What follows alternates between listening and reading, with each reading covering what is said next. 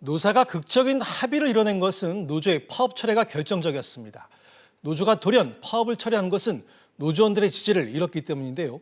르노삼성차 파업은 왜 노조원들에게 외면당했는지 짚어보겠습니다. 서 기자, 한치의 양보도 없을 것 같던 노조가 파업 일주일 만에 전격 철회한 배경 뭡니까? 네, 일단 무엇보다 회사가 꺼내든 부분 직장 폐쇄와 노조에 대한 거액의 손해배상 카드가 이 노조에게는 큰 압박으로 다가온 것으로 해석이 됩니다. 네.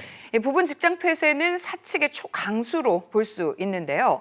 사측은 12일부터 전면 파업에 참가하는 근로자들은 사업장에 아예 들어오지 못하도록 했습니다. 이러면서 노조원들 사이에는 직장 폐쇄 다음에는 실제로 직장을 잃을 수도 있겠다라는 불안감이 퍼졌는데요. 네. 노사가 공멸만은 막아야 한다는 위기의식에 극적인 결정을 이뤄냈다는 분석입니다. 너무 강하게 나갔던 거고요. 사실상은 지금까지의 이 노조가 보여주지 못한 그런 동력을 활용을 해서라도 지금 회사의 그 조합원들을 상대로 하는 걸 보고만 볼 수가 없었다. 조합원을 위한 파업이 될 수밖에 없는 거고, 조합원이 힘들다고 하면은 사실상은 그 조합원에 무리가 간다라면 그 전면 파업도 어느 정도의 이 기간을 두고 정리를 해야 되는 게 맞지만. 그렇군요. 하지만 가장 큰 철회 이유는 파업을 계속해 나갈 동력을 잃었기 때문이 아닐까 싶은데, 자, 파업에 등 돌리는 노조원들이 그렇게 많았다면서요? 네, 그렇습니다. 지난해 6월 임단협이 시작된 이후부터 1년간 노사 갈등이 이어진 데 대한 노조원들의 피로감이 컸던 것으로 분석됩니다. 네. 또 노조 집행부의 강경 노선에 대한 노조원들의 불만도 요인으로 작용됐습니다. 네. 지난 일주일간 전면 파업이 진행된 가운데 부산공장 노조원들은 현장의 목소리가 전혀 반영되지 않는다, 무엇을 위한 파업을 하고 있는 것이냐 등의 불만 섞인 목소리를 낸 것으로 알려졌는데요. 네. 설상가상으로 1년간 이어진 노사 갈등에 공장 가동 시간이 줄어들면서 조합원들의 임금이 영향을 받는 것도 원인으로 지목됐습니다. 결국 이 모든 과정이 회사의 존폐 여부와 직결되자 노조의 전면 파업 선언에도 불구하고 많은 노조원들이 파업에 참여하지 않은 것이라는 분석입니다. 그렇군요. 아울러 노조 집행부의 무리한 요구도 노조원들이 이탈한 원인으로 지목이 됐습니다.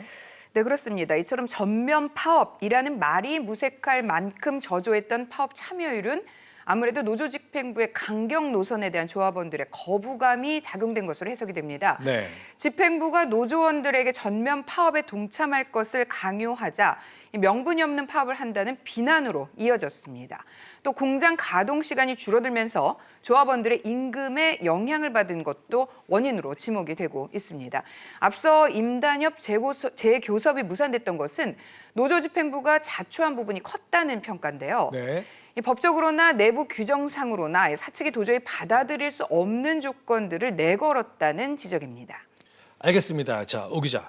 그리고 앞서 사측은 전면 파업이라는 강수에 맞서서 직장 폐쇄를 선언했죠?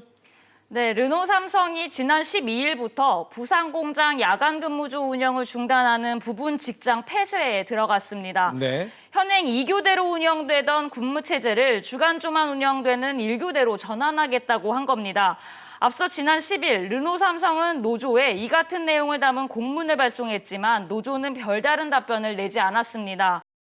결국 사측이 직장 폐쇄라는 카드와 그 거액의 손해배상을 요구로 한 강경 대응이 먹혔다고 봐야죠. 네, 르노삼성 노조는 결국 전면 파업에 돌입한 지 일주일 만에 사측의 초강수 카드에 결국 파업을 철회했습니다. 네. 극으로 치닫던 노사 갈등이 일단락된 건데요. 노조 조합원 60% 이상, 3명 중 2명이 파업에 참여하지 않아 노조 내부적으로도 동력이 약해진 가운데 사측이 부분 직장 폐쇄 등 강경 대응에 나서자 사실상 백기토항한 것이라는 분석입니다. 네. 전문가 이야기 들어보시겠습니다. 일단은 기본적으로 동력을 상실했잖아요. 파업이라는 게 동력을 상실하면 참여해주는 사람들이 참여를 안 하는 상황에서 계속 끌고 갈 수가 없는 거고요. 알겠습니다. 상황이 이렇게 악화되다 보니 같은 노조원끼리도 갈등이 많았겠습니다. 네, 지난해부터 노조가 부분 파업을 이어오면서 임금 실수령액이 줄어드는 등 노조원들 간 내부 갈등이 빚어지기 시작했는데요. 네. 여기에 생산 물량이 줄어들면서 협력 업체들까지 함께 고사할 위기에 처하게 됐습니다. 이런 가운데도 노조 집행부가 사태를 해결하거나 풀어볼 의지 없이 파업만을 강요하면서 노조 집행부와 노조 조합원들 간 갈등이 최고조에 이르게 됐습니다. 네. 전문가 의견 들어보겠습니다. 최근에 노조 쪽에서 특징인데 다른 업체들도 약간 그런 움직임이 있어요. 그러니까 일단 어떻게 보면 1세대, 2세대로 나눌 수가 있는데 젊은 층, 2세대라고 할 수 있는 사람들은 일단 굉장히 지금 불투명한데 우리도 계속 먹고 살아야 되니까 좀 그래도 합리적인 선에서 타협을 하자 이런 지금 또 주장들을 하는 세력들이 있어요. 그래서 이제 결과적으로 노노 갈등이 다 이렇게 비춰지는 거죠.